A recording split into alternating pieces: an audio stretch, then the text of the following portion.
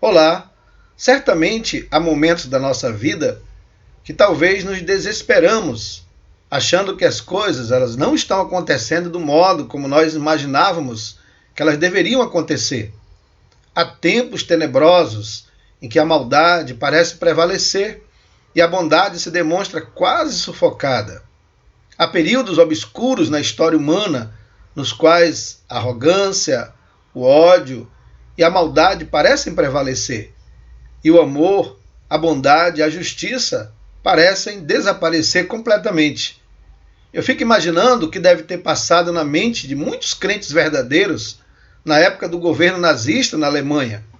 Talvez o pior para eles não foi tanto testemunhar as maldades praticadas, mas perceber que esta maldade estava recebendo o apoio de pessoas que se denominavam justas. Eu imagino que o pastor Martin Luther King Jr. deve ter derramado muitas lágrimas em suas noites de insônia reflexiva. Talvez foi durante uma dessas reflexões que ele concebeu a famosa frase: "O que me preocupa não é o grito dos maus, é o silêncio dos bons." No salmo que nós iremos estudar hoje, o salmista se depara com a dura realidade da prevalência da maldade e da prosperidade do ímpio. O salmista inicia o salmo de número 10 com um profundo lamento. Logo no primeiro versículo, ele declara o seguinte: "Por que, Senhor, te conservas longe e te escondes nas horas da tribulação?" Note que nesse versículo o salmista demonstra uma profunda tristeza e decepção, talvez até um certo desespero. Mas exatamente o que está provocando este sentimento de abandono por parte de Deus? A resposta a esta pergunta nós podemos descobrir na leitura do restante desse salmo. O que está angustiando e deprimindo o salmista é a aparente prevalência do ímpio e de suas práticas perversas. Mas como agir e o que pensar diante de momentos em que a maldade parece prevalecer? A lição principal que este salmo nos ensina é que, diante da aparente prevalência da maldade, nós devemos confiar no Senhor. E ele nos apresenta duas realidades antagônicas com as quais nós podemos nos deparar em nossa caminhada pela estrada da vida. A primeira realidade que pode se apresentar diante de nós é a prevalência do perverso. O salmista constatou este fato e isso lhe causou extremo sofrimento e muita angústia. Primeiramente, ao longo dos primeiros versículos desse salmo, dos versículos de 2 até o versículo 11, ele vai apresentar uma descrição mostrando exatamente essa prevalência do perverso nas suas ações, nos seus empreendimentos. Primeiramente, ele mostra que o perverso ele é arrogante. Logo no versículo 2, ele começa falando isso. Com arrogância, os ímpios perseguem o pobre, sejam presas das tramas que urdiram. Então ele percebe que o ímpio está prosperando, o ímpio está se dando bem nos seus projetos de perseguição e de opressão. Ele também constata ainda que o perverso se gloria na sua cobiça e ele inclusive blasfema contra o Senhor. Isso então estava incomodando o salmista. Ele também percebia na sua experiência que a sua soberba, a soberba do perverso, não permitia que ele reconhecesse a real existência de Deus. Aí no versículo 4 ele diz, interessante aqui, o salmista compreendendo que o principal problema do ímpio era exatamente este, ele não reconhecer a existência do Senhor. Em seguida, então, ele vai falar sobre a aparente prosperidade do perverso. Ele olhava e via, então, o perverso prosperando. Aí no versículo 5, o salmista reconhece que o perverso tem prosperidade temporal. Ele diz aí no versículo 5, são prósperos os seus caminhos em todo o tempo, muito acima e longe dele estão os teus juízos. Quanto aos seus adversários, ele a todos ridiculiza. Perverso confia que nada o alcançará. Ele acredita que o juízo do Senhor não o atingirá. Ele zomba dos seus adversários. Então o salmista aqui reconhece que o perverso tem prosperidade temporal. Inclusive, parece que nada de mal lhe acontece. Parece que os seus caminhos prosperam. Parece que os seus planos perversos estão sendo bem-sucedidos. O salmista também no versículo 6, ele fala da autoconfiança do perverso. Ele diz aí, pois diz lá no seu íntimo, jamais serei abalado. De geração em geração, nenhum mal me sobrevirá. O perverso confia que nada o atingirá. Ele confia que jamais será abalado. Ele confia que nenhum mal lhe atingirá, que nada de ruim acontecerá com ele. Além disso, no versículo 7, ele fala aí sobre as palavras ímpias do perverso. Ele diz aí no versículo 7, a boca ele a tem cheia de maldição, enganos e opressão debaixo da língua, insulto e iniquidade. O salmista afirma que a boca do ímpio profere somente perversidades. Suas palavras trazem maldição, engano e opressão. Suas palavras são de insulto e iniquidade. Ele não respeita ninguém, ele não teme ninguém.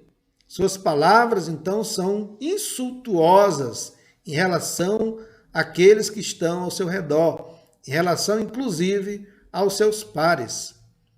No versículo de 8 ao versículo 11, o salmista também vai falar sobre as ações ímpias do perverso. Primeiramente, o salmista diz que o perverso ataca covardemente os inocentes e os desamparados. Então, o perverso aqui, ele parece estar sendo bem-sucedido nos seus empreendimentos perversos. Além disso, o salmista também declara que ele arma emboscada para oprimir as pessoas pobres. Ele diz, está ele de emboscada, como leão na sua caverna. Está de emboscada para enlaçar o pobre. Apanha-o e na sua rede o enlaia. E no versículo 10, o salmista também declara que ele ataca e se apodera dos necessitados. Ele diz, abaixa-se, rasteja, em seu poder lhe caem os necessitados. E no versículo 11 ainda ele acrescenta, dizendo que o perverso age deste modo porque ele acredita que o Senhor é indiferente às suas ações perversas. Ele diz ele em seu coração, Deus se esqueceu, cobriu seu rosto, nunca verá isso. Ao longo desses versículos, então, o salmista descreve um quadro aparentemente desesperador, angustiante. Perverso parece se dar bem, parece estar sendo bem-sucedido em seus projetos de opressão, de maldade, de injustiça, de fazer o mal àqueles que não podem se defender, que não têm condições de se lhe opor aos seus projetos de maldade, de injustiça e de opressão. Portanto, meus irmãos, nós precisamos reconhecer que, às vezes, as ações do ímpio e do perverso parecem prevalecer na realidade histórica concreta. Podemos atravessar períodos tenebrosos, nos quais olhamos para todos os lados e não percebemos bondade, justiça e misericórdia. Nesses momentos, parece que a arrogância, a maldade e a opressão dos fracos e vulneráveis pelos fortes e poderosos parece prevalecer. Olhando apenas da nossa perspectiva, parece que as trevas tomaram conta de tudo e não vemos uma luz no fundo do túnel que nos dê esperança para continuar a jornada em busca da bondade e da justiça. Em momentos desses, o que devemos fazer? Como devemos agir? Em que devemos esperar? É exatamente aqui que o salmista nos traz uma importante lição para as nossas vidas. E como nós temos aprendido até este momento, no Salmo 10, diante da aparente prevalência da maldade, nós devemos confiar no Senhor. E nós estamos falando hoje, então, de duas realidades com as quais nós podemos nos deparar em nossa caminhada. Eu falei, então, sobre a primeira realidade, que é a prevalência do perverso. E se tudo acabasse aqui, se tudo parasse nesse momento, a vida seria desesperadora, a vida seria angustiante, e não haveria nenhuma esperança para nós, nenhuma esperança para o justo, nenhuma esperança para aqueles que acreditam e buscam na justiça, na verdade e no amor. Mas o salmista nos mostra, então, uma segunda realidade. Nesta segunda estrofe do Salmo 10, que vai do versículo 13 ao versículo 18, o salmista expressa sua inabalável confiança no Senhor, apesar da aparente prevalência do perverso. Primeiramente, ele demonstra que confia que o Senhor vê e conhece as atitudes e as ações dos ímpios. Aí no versículo 14, na primeira parte do versículo 14, ele diz o seguinte: tu, porém, o tens visto, porque atentas aos trabalhos e à dor, para que os possas tomar em tuas mãos. A ti se entrega o desamparado, tu tens sido o defensor do órfão. Que versículo maravilhoso, meus irmãos, que deve alimentar a nossa fé, que deve alimentar a nossa esperança e a nossa confiança em Deus. O Senhor atenta para a nossa luta, para a nossa batalha, para a nossa dor e para o nosso sofrimento. Ele confia aí que o Senhor vê e se importa principalmente com aquele que sofre. Ele também confia que o Senhor se importa e defende os oprimidos e os desamparados. E no versículo 16 ele vai declarar que, diante da aparente anomia que a realidade se lhe apresenta, ele afirma a sua confiança na soberania do Senhor. No versículo 16 ele diz: o Senhor é Rei eterno, da sua terra somem-se as nações. O Senhor tem o controle de todas as coisas. O Senhor tem o controle da história. O Senhor tem o controle das nossas vidas. O Senhor tem o controle da vida de todas as pessoas. Além disso, ele também confia que o Senhor ouve e acode principalmente o humilde. Ele diz: tem ouvido, Senhor, o desejo dos humildes. Tu lhes fortalecerás o coração e lhe acudirás. Que maravilha! Diante de tantas incertezas, anomias, diante de momentos tão tenebrosos, o salmista confia que o Senhor ouve e atende o humilde e fortalece aquele que procura com sinceridade por ele.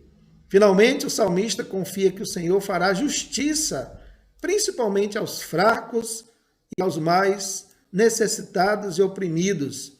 Ele diz: para fazer justiça ao órfão e ao oprimido, a fim de que o homem que é da terra já não infunda terror. O salmista, então, expressa aqui uma confiança inabalável de que, apesar dos problemas da vida, apesar da aparente incerteza da vida, da aparente anomia que a realidade se nos apresenta, mas o Senhor fará justiça. Fará justiça ao órfão, ao oprimido, e ele porá termos ao homem perverso e àquele que pratica a injustiça. Meus irmãos, diante da sua inabalável confiança no Senhor, o salmista ele faz dois pedidos ao Senhor. O primeiro pedido se encontra no versículo 12.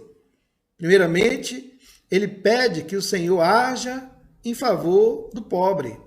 No versículo 12 ele diz: levanta-te, Senhor, ó Deus, levanta a tua mão, não te esqueças dos necessitados. Então ele clama em favor do necessitado, em favor do aflito, em favor daqueles que são mais vulneráveis e carentes da sociedade. E no versículo 15, então, ele faz um segundo pedido ao Senhor.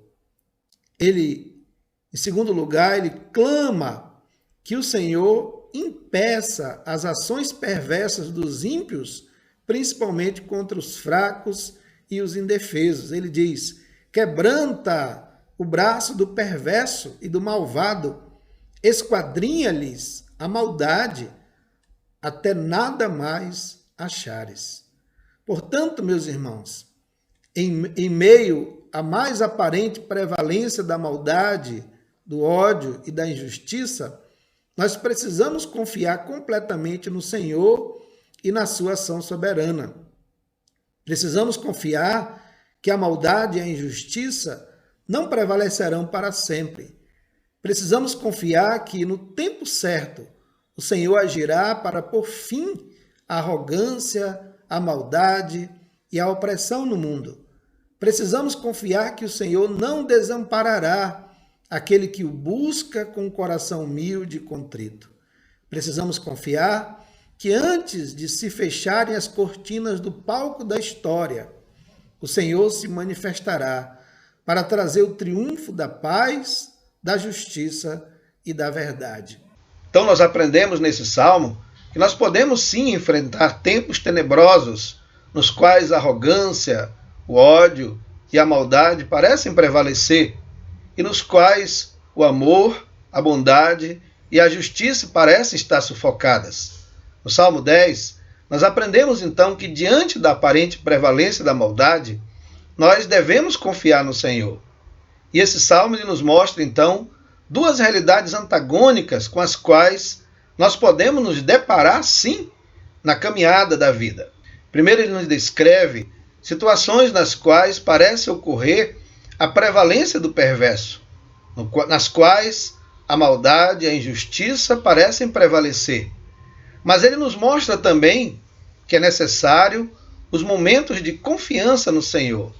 Exatamente diante desses momentos tão tenebrosos e tão difíceis, é o momento de nós confiarmos no Senhor. É o momento de nós depositarmos a nossa fé e a nossa esperança nele.